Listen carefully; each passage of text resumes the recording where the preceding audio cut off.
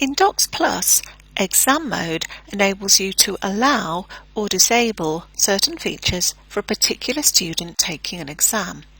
From the Options ribbon tab, click Exam Mode here on the right. Type in the current password or click Setup Password to set one up.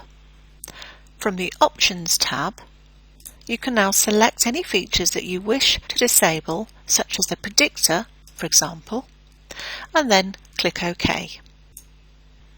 The predictor is now disabled. Other features will appear locked.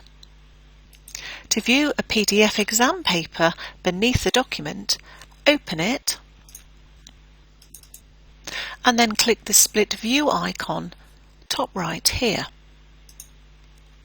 Zoom in or out top right here, and if the PDF is editable, a student will be able to type directly into it.